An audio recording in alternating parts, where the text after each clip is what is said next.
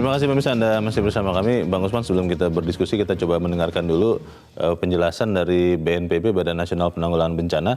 Kita sudah terhubung saat ini lewat saluran telepon dengan Kapus Datin dan Humas BNPB, Agus Wibowo. Pak Agus, selamat pagi Pak. Selamat pagi. Selamat pagi, Ya, Pak Agus, kebakaran hutan dan lahan untuk tahun ini kelihatannya paling banyak terjadi di Sumatera, fokusnya mungkin di sekitar Riau dan juga ada di Kalimantan. Pertanyaan pertama saya Pak, berapa sebetulnya luasan kebakaran ini dan apakah cukup bala bantuan untuk memadamkan api ini? Oke, jadi kalau kebakaran ini kalau kita lihat, kalau lihat dari jumlah hotspot dan luasnya, saya kira itu yang paling parah dari sisi Kalimantan sebenarnya. Tapi kalau dari Kalimantan sisi luas, justru? Ya Kalimantan kalau kita lihat ya. Kalau dari sisi luasnya itu hitungan dari KLHK sampai saat ini dari Januari sampai bulan Agustus, total luas yang terbakar adalah 328.724 hektar. Itu total seluruh Indonesia ya, seluruh Indonesia. Kemudian Indonesia, yang tertinggi adalah di NTT. Justru di NTT itu luas terbakarnya sangat luas, ada 108.368 hektar di NTT. Tapi ini masalahnya NTT kan tanahnya mineral, jadi tidak menimbulkan asap yang banyak itu. Kemudian ranking kedua seluruh Indonesia adalah Provinsi Riau. Ini Provinsi Riau itu yang luas yang terbakar ada 49.266 hektar. Selanjutnya Kalimantan Tengah 44.769 hektar, Kalimantan Barat 25.900 hektar, Kalimantan Selatan 19.490. Nah, ini kemudian ranking nomor 6 itu justru Sumatera Selatan ini. Ada Kalimantan Selatan kurang Sumatera Selatan 11.826. Jadi kalau di total ini Sumatera sama Kalimantan tuh imbang-imbangan saya kira ini. Saya kira cukup sama luasnya memang di Sumatera dan Kalimantan memang cukup parah juga. Pak Agus, kita tahu bahwa sudah terus, bahkan saat kita sedang bicara ini, usaha pemadaman terus dilakukan. Pertanyaannya, kenapa kelihatannya masih belum terlalu signifikan Pak efeknya Pak? Ya betul. Jadi yang pertama faktornya adalah ini karena memang cuaca kering, ada El Nino dan BMKG memprediksi masih cukup 1 bulan lagi kira-kira musim kemaraunya. Sampai Oktober atau akhir Oktober itu sampai masih ada 1 bulan lagi. Itu selain faktor pertama. Kedua, ini memang sengaja dibakar. Jadi kan pertama 99% di LC tadi malam Pak Doni dan yang lain menyebutkan bahwa 90% memang ini dibakar. Jadi ini adalah bukan kebakaran tapi pembakaran hutan dan dari lahan tersebut yang sudah terbakar tadi 80% nanti akan dikonversi menjadi kebun. Nah itu akan menjadi kebun, jadi indikasinya adalah ini memang ada usaha untuk land clearing atau pembukaan lahan untuk usaha perkebunan. Nah kalau dari sisi personilnya, kita memang sudah menyiagakan totalnya kurang lebih di seluruh tadi di 6 provinsi tadi ada 9.000, per provinsi ada 1.500. Itu adalah pasukan yang dideploy oleh BNPB. Kemudian masing-masing daerah tentunya akan mengarahkan pasukan mereka sendiri membantu. Kita jadi dibantu, contoh di Riau ada sekitar 6.000 orang personil yang bekerja di sana untuk membantu pemadaman. Pak Agus, ini sebelum kemarau berakhir, kemarau kan tadi berakhir diperkirakan Oktober menurut BMKG. Apakah sebelum kemarau berakhir benar-benar tidak bisa padam dengan sepenuhnya Pak? Asap ini tidak bisa berkurang atau bagaimana? Kita masih berusaha mengurangi. Pertama tadi kita mengerahkan pasukan darat tadi, kurang lebih 9.000 lebih. Kedua, kita juga mengerahkan waterbombing. Ada 44 heli waterbombing yang kita kerahkan. Ada 34 waterbombing dan 10 untuk patroli. Itu tadi usaha, khususnya heli waterbombing itu efisiennya untuk yang kebakarannya kecil-kecil. Ini yang udah besar segini sangat susah dipadamkan dengan heli waterbombing. Kemudian kita juga mengerahkan pesawat teknologi modifikasi cuaca atau hujan buatan. Nah ini kita punya salah satu untuk membuat hujan ini yang kemarin masalahnya di awannya tidak ada, ini tidak terbentuk karena tertutup oleh asap. Masih kurang dan asap tertutup oleh asap. Kemudian kita bekerja sama BPPT memberi solusi, jadi bisa menggunakan kapur tohor aktif itu untuk memecah awan tadi supaya matahari bisa sampai ke daratan dan menguapkan Oke. air yang ada di darat. Itu salah satu usaha yang kita akan Iya. menghilangkan asap terlebih dulu. Sedang dioperasi Tapi- ini ada di Kalimantan dan di Sumatera. Pak Agus, bisa tidak diberikan perkiraan Pak, kira-kira kapan asap ini bisa berkurang signifikan Pak dengan usaha-usaha yang sekarang ada? Asap itu akan bisa hilang dengan sempurna jika hujan lebat turun. Nah, itu kira-kira Oh. November. Jadi Menunggu kita hujan akan ya. berusaha, ya kita tetap berusaha untuk mengurangi, jangan Baik. sampai kebakarnya tambah banyak Oke. lagi, dan kita berusaha menghilangkan asap semampu kita.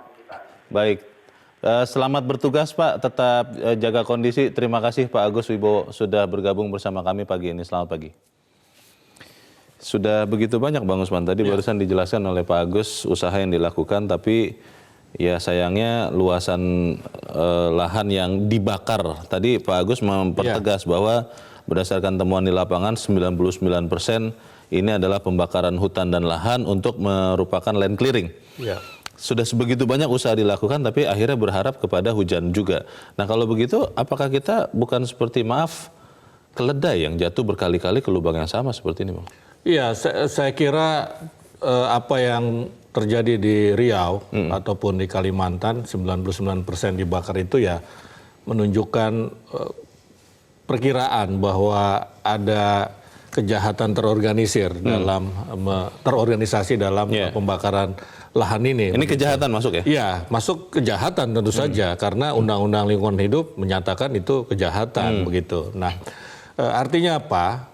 Ini adalah faktor manusia, ya, bukan faktor alam. Ya. Bukan bencana alam ini Bukan ya? bencana alam karena itu jangan disebut lagi bencana, tetapi tentu saja faktor alam ikut-ikut serta. Ikut Tadi berperan.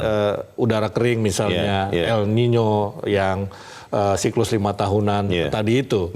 Ya, tetapi juga ada faktor-faktor ekonomi politik yang menyebabkan terjadinya kebakaran ini. Nah, kalau yang alam kita memang ya mau apa lagi kira-kira begitu, tetapi bukan berarti kita menyerah. Sudah banyak dilakukan upaya misalnya dengan hujan buatan, tetapi tadi awannya itu kurang. Alamnya tadi itu tidak mendukung. Kemudian juga sampai Oktober nanti kekeringan ini akan kita capai. Karena itu ketika ada faktor alam, ya alam juga biasanya yang akan menyelesaikannya begitu. Ya, tetapi ketika ini faktor manusia, maka ya kita harus selesaikan secara ya oleh manusia juga begitu kira-kira. Pertanyaannya ini memang siklus tahunan. Ya, siklus tahunan dari sisi alam ya. Siklus tahunan yang kurang lebih ini juga terjadi di Australia misalnya begitu. Terjadi di mana-mana kemarin Bahama luar biasa. Ya, kena topan begitu kan. Kurang lebih seperti itu. Nah, kita dalam konteks alam kita tidak bisa mengatakan bahwa kita seperti keledai. Ya, tetapi dalam konteks manusia tadi, ya bisa disebut seperti itu. Pertanyaannya begini, tetapi memang terjadi peningkatan kemampuan manusia dalam mengakali ini loh begitu. Itu dia. Itu pertanyaannya kan tadi dikatakan bahwa ini termasuk kebakaran terbesar ini pada tahun ini. Kenapa kemudian tidak ada efek takut, deterrent effect bagi perusahaan-perusahaan yang membakar hutan ini karena berani bakar lagi? Karena di Tenggarai tadi ada main mata.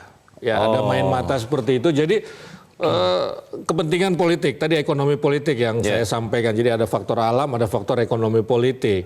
Nah, faktor ekonomi politik ini harus diperiksa secara seksama. Kenapa terulang kembali?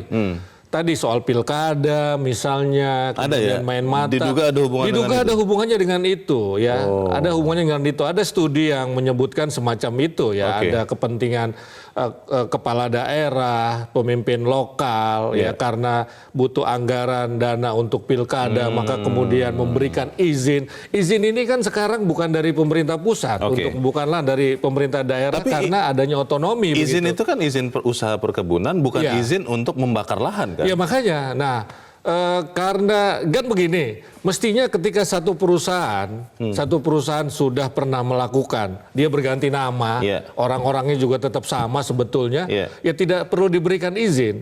Jadi kira-kira seperti itu. Ya ketika misalnya dia diberikan izin, ini karena punya pengalaman buruk, punya track record buruk, dia akan melakukan lagi. Mestinya tidak diberikan izin lagi. Begitu. Pertanyaannya kenapa tetap terjadi itu kita akan bahas di bagian berikut. Pemirsa tetap bersama kami, Editorial Media Indonesia segera kembali.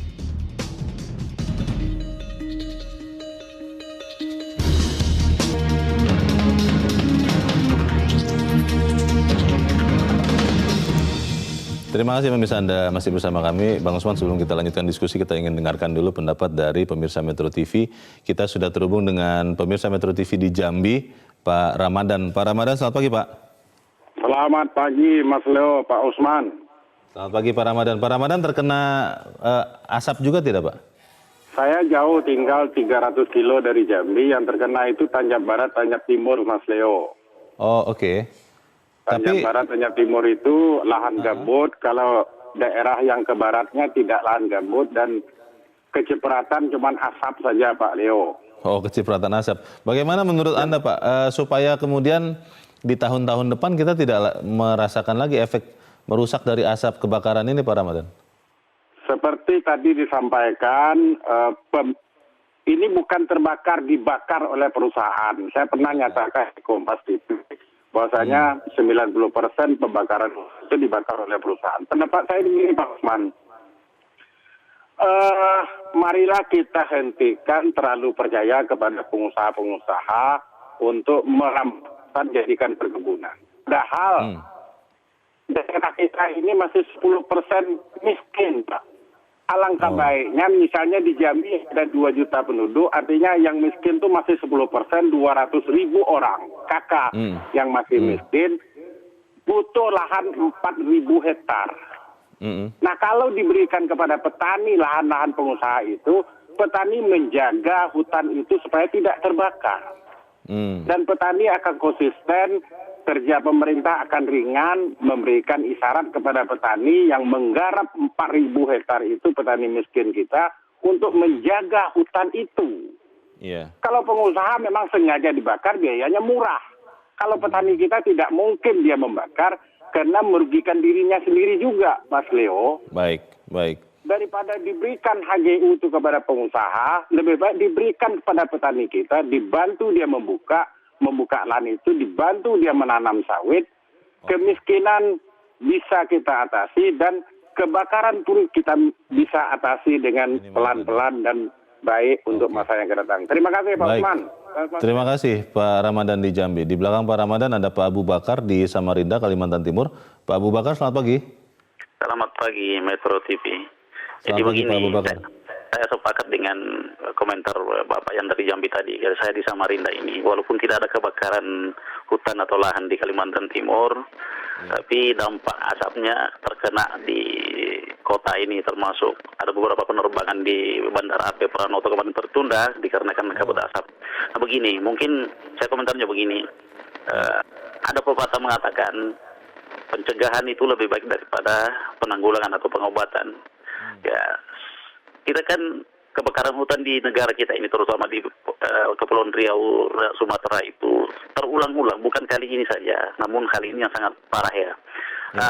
Setidaknya pemerintah setempat, mulai dari pemerintah tingkat pemerintah paling bawah sampai pemerintah kota atau provinsi, ada pencegahan, ada edukasi ya kepada masyarakat kecil bahwa kebakaran hutan itu sangat berdampak, sangat parah, sangat buruk, sehingga saya sepakat dengan tema ini bahwa pembakaran hutan adalah kejahatan kemanusiaan dan betul-betul berdampak sangat-sangat fatal. Jadi seharusnya ada sinergi antara pemerintah pusat dengan pemerintah provinsi dan daerah itu untuk pencegahan itu. Adapun penegakan hukum harus ditindak secara tegas. Harus penegak hukum harus ada kepada korporasi yang memanfaatkan masyarakat miskin untuk membakar hutan. Demikian Kompas TV. Metro TV, terima kasih. Baik, terima kasih Pak Abu Bakar di Samarinda, Kalimantan Timur. Di belakang Pak Abu Bakar ada Pak Robi di Palu, Sulawesi Tengah. Pak Robi, selamat pagi. Selamat pagi Bang Leo, Bang Usman. Selamat Jadi pagi, begini, saya ingin memberi komentar. Pemerintah daerah itu, khususnya gubernur, perpanjangan tangan dari pemerintah pusat. Kemudian turun ke bupati, wali kota, khususnya di bupati. Mereka ini harus bertanggung jawab kepada pemerintah pusat dan juga kepada rakyat. Jangan giliran mau APBN, giliran duit, dak dan dau itu, waduh, diharapkan sekali dari pusat. Padahal giliran tanggung jawabnya tidak ada. Mereka juga kan terlibat dalam pemberian izin. Harusnya itu ada pasal di situ bahwa mereka juga harus bertanggung jawab dan ada sanksi pidana. Sehingga mereka takut kalau berbuat salah. Ini yang kurang. Harus tunggu dari presiden, dari pusat yang turun tangan. Kemudian banyak di medsos menyalahkan Pak Jokowi. Padahal itu kan apa kerja pemerintah daerah itu? Itu tanggung jawabnya. Harusnya mereka disanksi hukum juga itu. Enak aja itu. Tidak ada tanggung jawab memberi. Masalahnya Pak Robi, kalau yang kita lihat di medsos katakanlah begitu, saya melihat ada banyak cuitan di Twitter dari terutama masyarakat di Riau. Itu saya belum melihat ada yang bertanya kemana gubernurnya, kemana kepala daerahnya Pak. Semuanya bertanya bagaimana nih pemerintah Jakarta nih, bagaimana Pak Jokowi, begitu Pak Robi. Saya sudah bertanya di medsos, saya bertanya Pemda kemana sih? Apa kerjanya Pemda? Saya sudah bertanya di medsos. Cuma mungkin kurang diviralkan saja. Tapi saya sudah bertanya. Itu orang yang bertanya ke pemerintah pusat itu mereka memang hater. Cuma cari salah Pak Jokowi. Pak Jokowi kan terbatas kemampuannya, namanya juga manusia. Apa Jadi gunanya Pemda itu? Jadi pemerintah daerah harus bekerja lebih keras lagi ya. Pak Robi, terima kasih sudah berpendapat dari Palu. Selamat pagi Pak. Di belakang Pak Robi ada Pak Nugroho di Jakarta. Pak Nugroho, selamat pagi Pak. Selamat pagi Bung Usman, selamat pagi Bung Leonard. Selamat pagi, silakan Pak Nugroho. Kenapa karhutla ini kejahatan kemanusiaan? Karena paru-paru dunia itu di Indonesia Pak. Menjaga kelestarian lingkungan hidup itu tanggung jawab kita sebagai manusia. Jadi itu kejahatan manusia. Yang kedua, tidak bisa dipisahkan bahwa ini adalah pekerjaan korporasi yang sudah terbukti bertahun-tahun. Di Kalimantan Tengah tidak bisa, di Kalimantan Tengah, di Riau dan sebagainya, itu tidak bisa dielakkan bahwa 90% itu korporasi. Dan ini udah tertangkap sebenarnya. Tapi kemarin ada beberapa berita itu di SP3 semua sebagian besar. Dendanya tidak dibayar. Ini apa ketegasan hukumnya? Ini polisinya di mana ini? Ini loh, satu. Yang kedua, kalau korporasi itu sudah terbukti seperti itu, aturan yang tegas lah. Semua konsesi perkebunan, terutama sawit, yang gampang dibakar itu. Itu jangan dikasih lagi, cabut bagi untuk rakyat, kata Pak Rahmadani tadi. Harus ada sanksi tegas begitu ya Pak ya? Harus. Dan saya kira ini ada permainan politik lah, partai politik, bupati. Karena apa? Ini mau pilkada Pak. Saya kira ini yang harus dihadapi. Itu yang harus diantisipasi. Terima kasih Pak Nugroho di Jakarta untuk pendapat Anda. Selamat pagi Pak. Kita akan bahas pendapat para pemirsa Bang Usman selepas jeda, dan pemirsa tetap bersama kami. Editorial Media Indonesia segera kembali.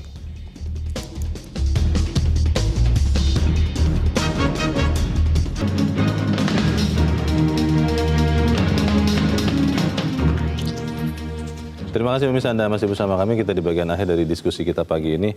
Bang Usman, para pemirsa kelihatannya sudah memotret masalah ini dengan jelas juga. Tapi pertanyaannya adalah, kembali ke pertanyaan saya di beberapa segmen sebelumnya. Apakah pertama pemerintah daerah berani untuk tidak lagi memberikan izin kepada perusahaan-perusahaan yang sudah terbukti melakukan pembakaran lahan? Karena ini kan terkait dengan dukungan politik mungkin untuk pilkada dan sebagainya. Lalu yang kedua, kalau memang ternyata ini adalah korporasi besar yang berskala nasional katakanlah begitu, berani tidak pemerintah juga memberikan sanksi yang keras? Iya, saya kira harus berani. Ya, saya kira harus berani, tidak ada pilihan lain kecuali berani. Karena kita memikirkan dampaknya. Dampaknya itu lebih dahsyat katakanlah daripada keuntungan. Ekonomis ya? Keuntungan ekonomis karena keberadaan perusahaan itu. Itu juga harus dihitung begitu. Saya kira lebih baik keuntungan ekonominya juga bisa kita dapat seperti tadi usulan beberapa penelpon. Diberikan saja kepada rakyat tanah-tanah itu. Dan itu sudah dilakukan sebagian. Walaupun belum semuanya bisa dilakukan reforma agraria itu begitu loh. Nah kepala daerah harus melakukan pencegahan dan rakyat harus peduli. Seperti Anda sampaikan tadi, kok rakyat Riau misalnya katakanlah seperti itu, tidak ada yang bertanya kemana gubernurnya, kemana wali kotanya begitu kan. Mungkin hanya sebagian kecil, tapi tahu-tahu menyalahkan pemerintah pusat begitu saja begitu. Nah, apa yang harus kita lakukan terhadap kepala daerah seperti ini? Dipecat tidak bisa karena dia dipilih langsung oleh rakyat begitu kan. Kemudian saya kira rakyat harus memberikan hukuman kepada para kepala daerah yang tidak punya kepedulian kepada lingkungan. hidup dengan tidak memilihnya lagi begitu. Misalnya begini, bahwa kepedulian kepada lingkungan hidup menjadi standar. Seseorang bisa dipilih atau tidak di dalam pilkada. Bisa dikampanyekan, ya bisa disampaikan track record orang ini misalnya dalam kepedulian terhadap lingkungan hidup. Begitu. Jadi saya kira dengan seperti itu kita bisa melakukan pencegahan, ya termasuk misalnya dia tidak korup dalam arti main mata dengan perusahaan perkebunan ini begitu loh. Dalam kasus, dan kepala daerah itu harus menyiapkan anggaran untuk penanggulangan bencana. Ini kan namanya contingency plan, jadi harus disiapkan. Anggaran begitu banyak dari pemerintah pusat. Separuh dari APBN kita itu buat daerah. Nah, cobalah pemerintah daerah ini menyiapkan dari begitu banyak anggaran dari pemerintah pusat itu untuk penanggulangan kebakaran. Tadi kan kita lihat ini yang untuk alam misalnya. Kalau yang tadi untuk karena kejahatan kemanusiaan itu, ya saya kira dengan tidak memberikan izin itu juga pencegahan. Untuk beberapa pihak yang sudah ditetapkan sebagai tersangka, baik perseorangan maupun korporasi, kita ingin lihat ujungnya. Bakal berujung tidak nih Bang? Iya, ini menjadi momentum mestinya untuk mengeksekusi. Ya, mengeksekusi mereka yang belum membayar denda. Bila perlu di editorial dikatakan ya pilotkan saja, artinya kan dia tidak mampu membayar. Kalau tidak mampu membayar maka dipilotkan. Tidak mampu berusaha juga berarti. Ya tentu saja karena sudah disegel misalnya lahannya, tempat usahanya sudah disegel, ya sudah pilotkan saja begitu. Dan kemudian periksa, jangan sampai dia kemudian mengajukan lagi izin atas nama hanya lain begitu gitu ya. loh. Saya kira harus berani pemerintah pusat maupun pemerintah daerah, terutama ya pemerintah daerah. Semoga tidak ada lagi penjahat kemanusiaan. Kita berharap peran serta khususnya pemerintah daerah. Bang Usman Kansong, terima kasih sudah hadir di sini. Sama-sama, Leo. Selamat pagi.